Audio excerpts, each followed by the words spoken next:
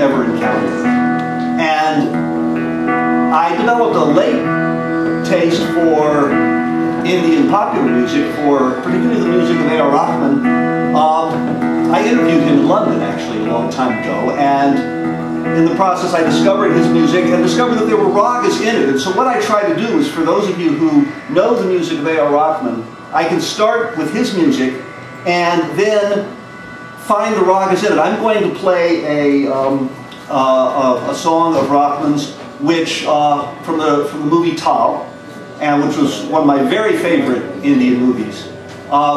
Incidentally, about a year or so ago, a couple of years ago, my mom was a little too ill to go out, and I gave her a copy of Tal, and she sat there, 80 years old, Anglo, been to India once on a tour, you know, two of her Anglo friends, they sat and listened to that movie. They loved it. They loved every single minute. It wasn't like, oh, here's an interesting movie from another culture. They were totally relating to it, because they grew up with Fred Astaire and Ginger Rogers, and they saw it as an extension of the same tradition. And this song is from that movie. And you know, for traditional Hindustani music, you're often supposed to visualize certain things when you listen to the music and when you play the music. I think for this one, probably the best thing to do is to visualize Ashwarya Rai in a wet sari, which is basically what was going on with this was like a wet sari scene to end all wet sari scenes with all sorts of water pouring from all sorts of directions. This song is actually built around two ragas, one of which is Bhairavi and the other of which is Kirwani. And so the A theme is in Bhairavi and the B theme is Kirwani. So what I do is I develop it basically as variations, the two themes as variations on those two ragas. It's like a model of two different ragas together. So here we go. T, just to let you know that yes? Mahesh here, Mahesh's brother is the founder of India Currents actually. Oh, Ashok. Ashok. Oh, you're Ashok's brother. Oh, good to see you. Good to see you. You know, I've seen you now almost as often as I've seen Ashok. I've worked for these people for 20 years, but it was all email, you know, so like I've actually talked face-to-face with Ashok about maybe 4 or 5 times in the past 25 years I've worked for him. But I'm so grateful for that magazine. I've learned so much about Indian culture, and hopefully I've been able to give back a little as well. Yes.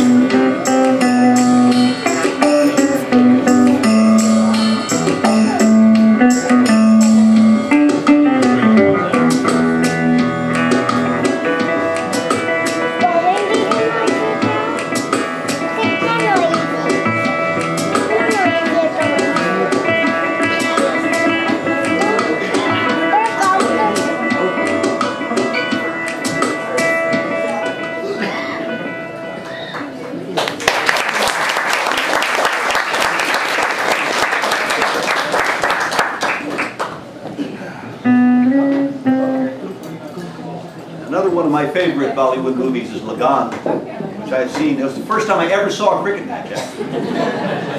I was very surprised to discover how different other cricket matches were from that one. But this was the scene. This song, actually this song, it's built on the raga Jog, and there was a specific rule that said, when I learned this rag from Habib Khan, he said there's one particular pattern you're not supposed to do in it. This rag starts off with that pattern. And I think probably like Rahman said, okay, you know, they said I'm not supposed to do it, well this is a pop tune, I can do it. And he always does this thing, when he gets to the B theme in any of his ragas, he always wounds the rag just a little bit in the B theme, just to let you know this is a filmy tune, it's not a classical tune.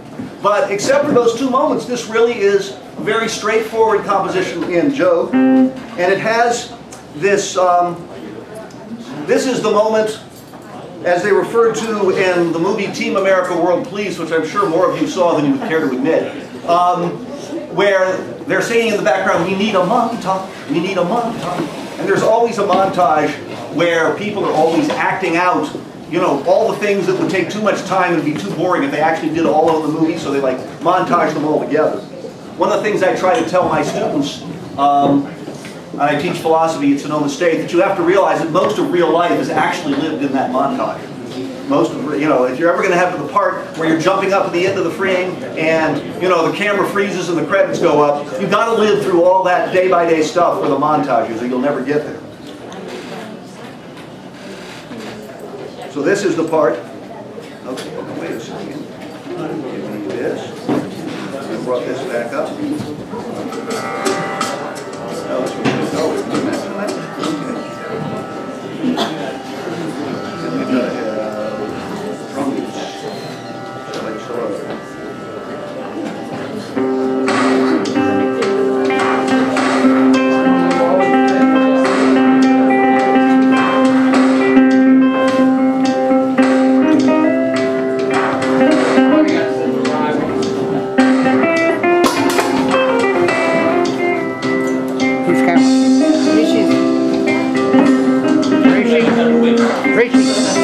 Come reset your camera. Everybody come up.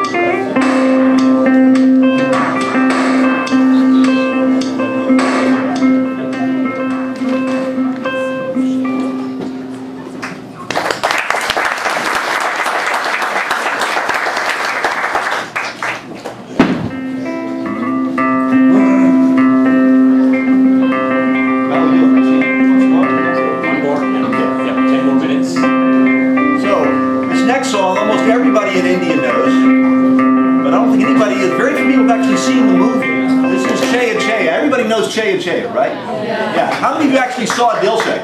How many? You actually saw Dilshay? It was a terrific film, wasn't it? A wonderful film. But it had a really kind of a weird story. You know, when I don't want to do a spoiler, so we won't tell what happens at the end. But a lot of people think even when they don't know what happens, they still feel like the ending is spoiled. But it's one of Monty Rotman's best, I think, actually. Okay, so let me go back. We still have